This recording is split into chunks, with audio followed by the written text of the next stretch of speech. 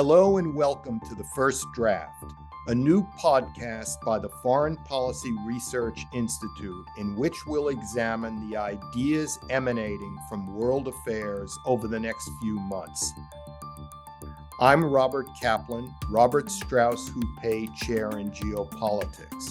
And I'm Dominic Green, Senior Fellow in the FPRI's Center for the Study of America and the West. Well, Dom, we've had two big anniversaries of late. All February was dominated by the first anniversary of the ongoing Ukraine war, and March was dominated in the media by the 20th anniversary of the Iraq war. And so let's get started on that. I was thinking that if the Ukraine war goes on another year, that's a big deal because World War I changed the 20th century because it went on for 4 years. Had it ended after a year or two, Hitler may never have come to power. The world might have been much different. But it was the fact that it went on for 4 years. And if Ukraine goes on another year or so, we could be looking at a real Chinese takeover of Central Asia, of the Russian Far East, Russia losing power in the Caucasus, and on and on. Robert, one of the things which came up in discussion about the anniversary of the Iraq War in particular was the question of priorities and how these were ordered after the attacks of 9/11 and how they remained ordered through the 2000s, even as the initial hopes for the occupation of Iraq unraveled. I wonder if we might be seeing something here in a kind of unforeseen development of what was intended to be a contained and a relatively short conflict, certainly as Russia intended it to be, but also as the US intended its response to be, mushrooming into something which, as you say, has global implications. And you mentioned 1914, and I have heard people recently suggesting that there's something in the ambience which is reminiscent of the years before that, particularly when the Balkan Wars, for several years before 1914, were rumbling on and gradually dragging in larger and larger actors. It's really incredible about this because, Lenin had a phrase that years can go by, decades could go by and nothing happens. Then weeks and months and maybe a year can go by and decades happen. And we're in that phase right now with the Ukraine war. I think, so much is going to depend upon the spring offensive by Ukraine, whether it's successful, whether it peters out. It could make the difference between a Russian collapse or a Russian rush to negotiate and a war that goes on for a year or two longer, with great implications for the whole global system. We've just seen Emmanuel Macron of France making what seems like an extraordinary freelance move, as French diplomats like to do, of going to Beijing and meeting with Xi and asking him effectively to intervene, to push things towards peace talks and a negotiated settlement. This seems to have go against publicly stated U.S. policy, doesn't it? Yes, I worry about U.S. policy. I think so far, despite the attacks from both sides, Biden has handled it pretty well. He's given Ukraine tens of billions of dollars in arms and is thus, this has been the biggest demonstration of American power since the first Gulf War of 1991. It's been steadily, bodily weakening a rival great power without any U.S. troops involved. But what I'm worried about is, for instance, this designation of Putin as a war criminal. That effectively says we're going to bet on a benign post-Putin Russia. That the idea that things will not get worse after Putin, or that, Putin won't be around, it seems like an ideological move almost. And the Biden administration's under more and more pressure to provide more arms more quickly. And then that gets into the whole realm of what you were alluding to, which is, will the war spread? Will it intensify? Now, it's interesting you refer there to the role of ideology, because I think one of the lessons that everybody concluded from the Iraq War in general, and particularly the War in Terror, um, was that ideology is not always exportable. And that wars for democracy tend to be much less successful than wars for material interest or stability or any of the other more traditionally realist points that you would fight over. Of course, there's always any war the United States fights overseas has to be couched in terms of democracy promotion.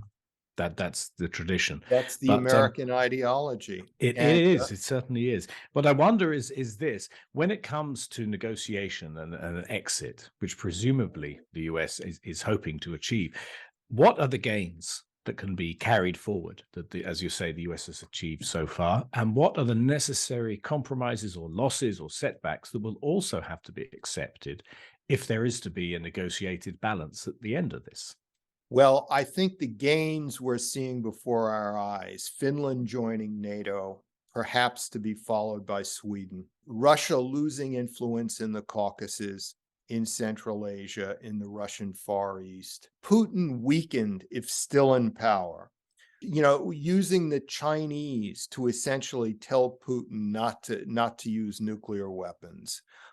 We're seeing a real weakening in the Russian strategic position. Germany, with all of its hesitations, has moved towards becoming, like Japan, a more normal power, increasing its defense budget and all of that. Those are serious gains. I think, though, that perhaps we should give up any idea of Ukraine getting back Crimea, because if Putin were to lose Crimea, he would probably be out of power.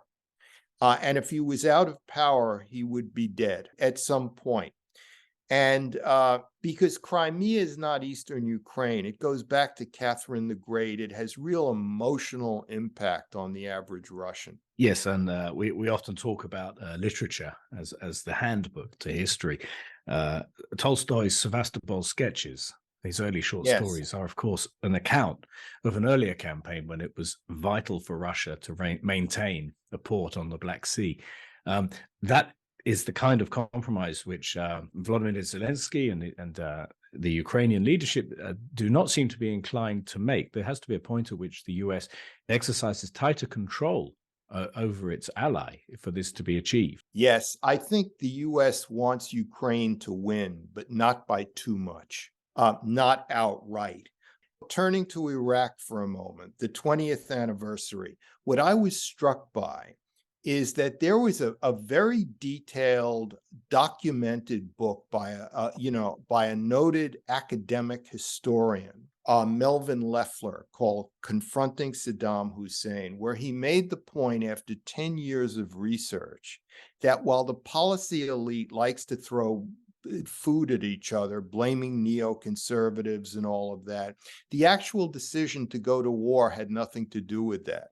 It had to do with about half a dozen people in the Bush administration who met hundreds and thousands of times and were in fear of a second attack after 9/11, were terrified by the terrorist attacks that happened in 2002 as they were making the decision. They were terrified by Saddam, not because of WMD so much, but all the things he was doing in 2002, such as firing more at the no-fly zone, at the airplane. And so it was a very narrowly based decision. And yet the policy elite completely ignored all this and went about attacking the people they've normally been attacking. Well, this is an interesting thing. Fun enough, I've just been reading a book by Robert H. Lateef on future peace, it's called, on how the increasing role of technology in war would affect decision making, in particularly the time frame, which is something we were just talking about with regard to Ukraine, and something which I think came up in the decision making process when it came to going to war in Iraq. This feeling that there was a closing window or a necessity to act. The big picture, as it were, now the time frame, which really seems to be determining what's happening now in the world, is China's time frame, rather Yes. than the US electoral cycle or the time frame the US would like to impose. It's the on big the Ukraine difference war. from 2003 when we invaded Iraq. When we invaded Iraq, Putin was just starting to consolidate and expand his power. So he was sort of off the radar screen. Russia was still recovering from Yeltsin chaos. In 2003, China's rebuilding a great navy was known by experts, but not on the public radar screen. So even the people who were opposed to the Iraq war, even they believed somewhat that the big thing now was the war on terrorism, and the argument was what to do about it. Now, of course, we're really in an era of great power conflict, and particularly with China. And it is China's intention to have secured what would be a permanent advantage in all spheres by around 2030, if not before in some areas. And the time it takes, for instance, for Germany to remilitarize itself, can that be done in that time frame? It can be done. The question is, will the German government have the will to do it? Remember, Germany has been a sort of mercantilist neutral power. It's had a great deal. It's been protected by the West, by the United States military. It's gotten its energy cheap from Russia, and it's had a great standard of living. It's a great deal if you can get it, basically using both rival and trading with China, I forgot to say, making lots of money in China. But of course, Putin's invasion of Ukraine upset all this in Germany. And the question is, will Germany really be able to rearm? I think there's a larger question here, Dom, which is the Europeans are not totally signed on to the U.S. competitive rivalry with China. They want to trade and make money with China. That was part of why Macron went to Beijing. That had a large part of it. And it was why Olaf Scholz went to Beijing some time ago. All these Europeans, yes, we're with you, United States, but we need to make money with China, essentially. And that's the problem the US has with China, is that the old Soviet Union was a niche power.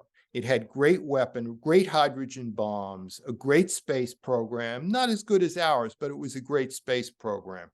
And it did a few other things. But China is a full spectrum rival. Yeah. In the sense that it produces the highest end technological products for both military and consumer goods. It's the world's second largest economy. It competes with the United States and the West in every sphere. So this is a question then.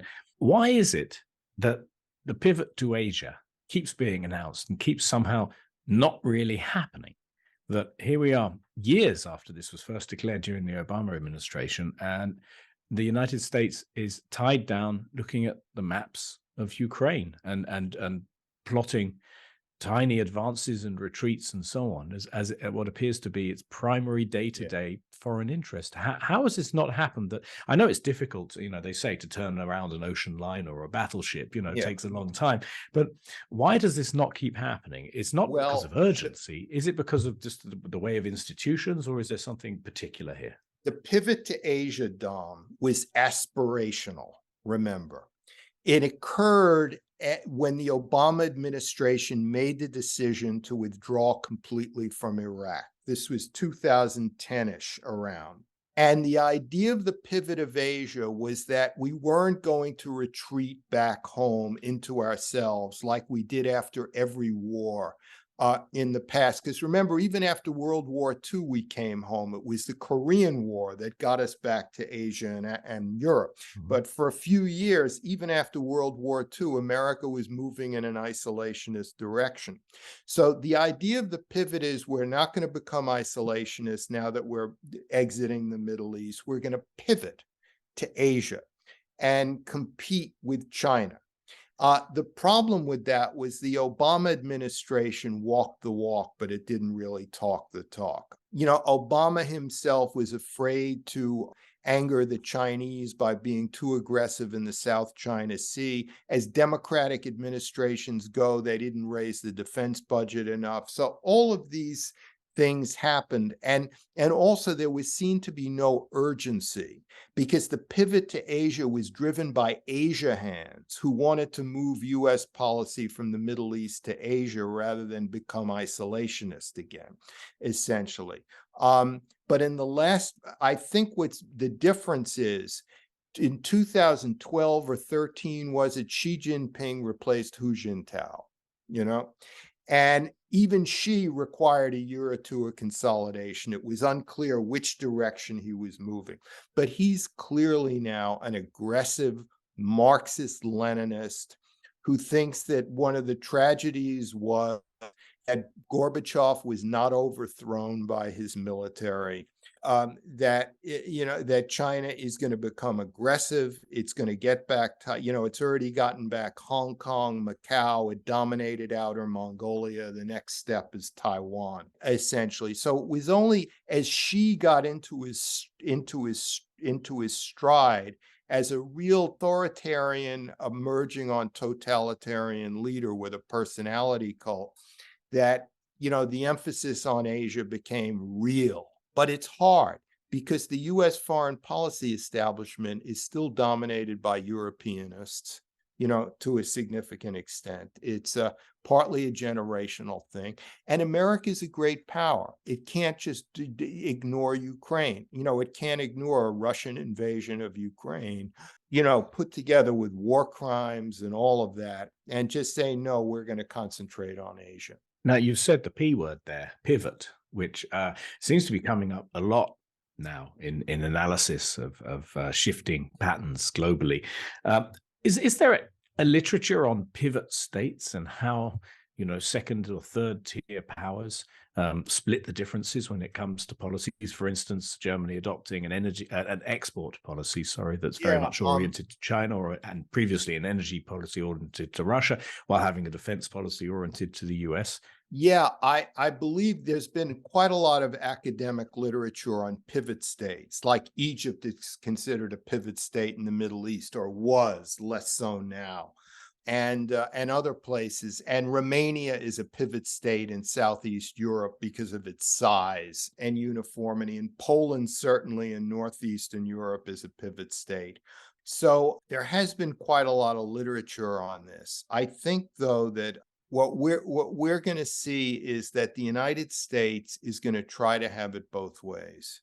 It's going to try to dominate both Asia and Europe at the same time. And keep in mind that Russia's increasing dependence on China, makes China less and less of a Far Eastern power and more of a Eurasian power. Eurasia has meaning now. It's not just a high school social studies word.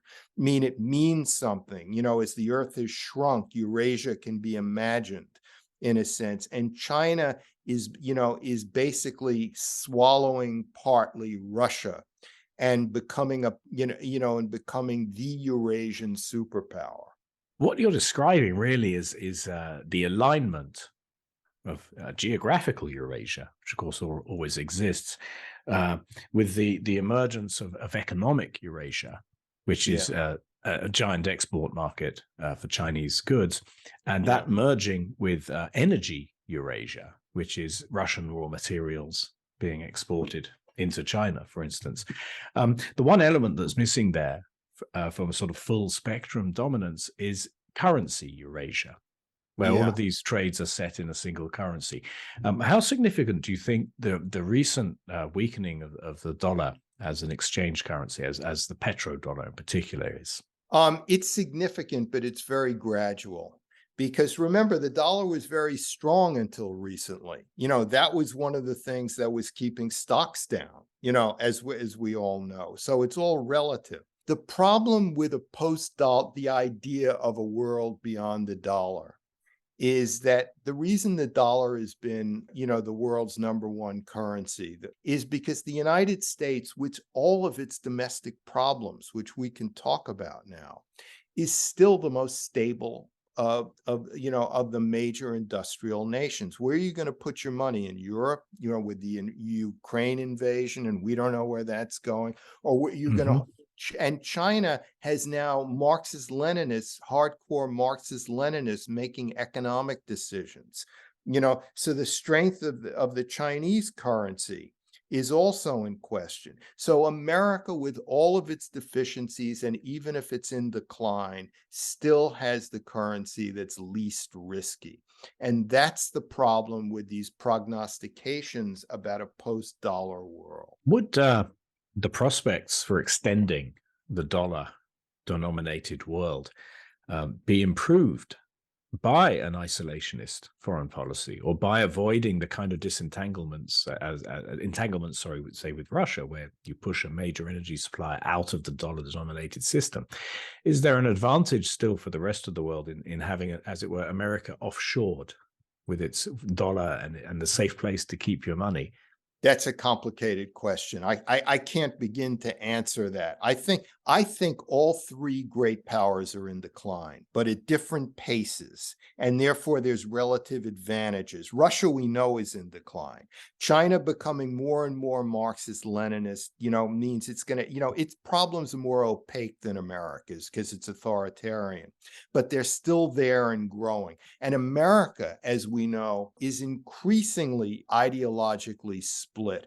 And even beyond Trump, vitriol, the hatred in the journals of opinion on the Republicans are right, the Democrats are right, is so strong. I don't see a new unity coming. Maybe you do. No, I mean, I often find myself writing that you cannot have a coherent foreign policy until you have a consensus domestically on what a nation should be about, and that doesn't seem to, if anything, that consensus seems further apart now than it was 20 years ago, when the country was so united by 9/11 and the prospect of terrorism. Yeah. I think 9/11 was the last moment of real unity, and the Bush administration squandered it. But though its intentions were good, it squandered it nevertheless by, just horrific decision making in many cases. The reason why you have James Baker, a George Shultz, a Henry Kissinger, is because there was a basic consensus on foreign policy among Democrats and Republicans during the Cold War, where secretaries of state could be both geopolitically oriented and also, as I put it in a recent essay, Shakespearean oriented. Looking at individual leaders and how to negotiate with them, but also moving the pieces of the geopolitical chessboard, because there was a basic uniformity of views on both sides of the aisle. So you could have a Kissinger go to China, which was in the midst of the great human rights depredations of the Cultural Revolution, and nobody in Washington criticized them for it. Talking of domestic difficulties, one of the regular features, a burgeoning regular feature of this podcast, is going to be talking about the books we've been reading, which are not necessarily about current affairs, but seem to have an uncanny resonance with them. So what have you been reading, Robert? Well, I reread V.S. Naipaul's The Enigma of Arrival, which is sort of a self-indulgent memoir, which he could get away with because he was a world-famous author at the time. It's 70 pages just describing the English landscape and the countryside before he gets into any plot. But a basic theme of the book is that he, as an 18-year-old, went from Trinidad, being an ethnic Indian from Trinidad, he went to Oxford, on a scholarship. And he lived in Earl's Court, not a posh area. And at the time, he was just an insecure ethnic Indian in London. And it took him years to realize that he was part of a vast migration of people from the former third world, the developing world, coming to the great cities of the West and making them and changing them and making them multicultural, at the same time. He had this individual destiny, but it was part of a geopolitical destiny at the same time. The way he discovers this in the course of the book is fascinating. That's true. Naipaul was a cosmopolitan, and there were plenty of times when he didn't really want to be one, as he identified so strongly with the culture of the imperial metropolis so strongly with English culture. But, you know, the Roman Empire was full of cases of, later on anyway, of provincials who became emperors, which is much like what he achieved in terms of literature. And indeed, if you look at British politics now, the Prime Minister and the Home Secretary are both the children of Indians who immigrated from another area where the British shunted the commercial middle classes of India to East Africa. Yeah. So in a way, you're right, it is Naipaul's world that we live in. Yes. And I think one of the keys to why he was so successful as an author, because remember, he's very conservative, politically incorrect, yet at the same time won a Nobel Prize for literature. So you have to ask, why? How did that happen? It happened because he was a type.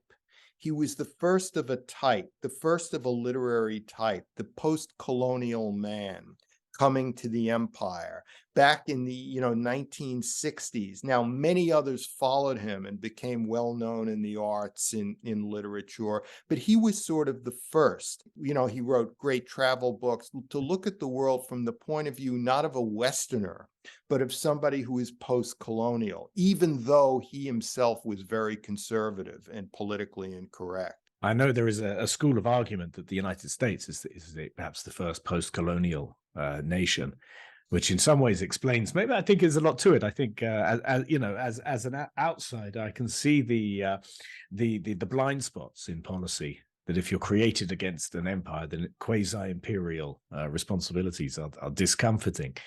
And certainly someone like Emerson, when you read his journals of his travels in Britain and also in France in the 1840s, there's something of that sense. But I think you're right. The total breach that occurs in the 1940s, 50s, 60s with rapid decolonization by British and especially France as well, does produce something on a whole different scale. And that does make someone like Naipaul the first of many. Yeah. So I've been looking at Tom Holland's book Rubicon, which is a highly readable account of the triumph and tragedy of the Roman Republic, unquote. We always have Rome on our mind here in the New Rome. And one of the great journalistic guessing games is working out which episode of Roman history relates most closely to this week's headlines. And I happen to be reading about the political culture of Republican Rome, which was, winner takes all, and an intense emphasis on getting up the greasy pole. To my enormous surprise, I actually read that it was considered completely normal to take legal action against anyone as soon as they left office. And not only that, but this was a quote, a topic of consuming interest to the public. So as so often, there is, I think, some historical consolation here that however bad you think it is, it has happened before. And actually, the Romans quite enjoyed this sort of stuff. Thanks for joining us today. Be sure to subscribe to The First Draft on Apple Podcasts, Spotify, or wherever you get your podcasts to be notified about new episodes. To explore more podcasts and upcoming events, please visit us on www.fpri.org.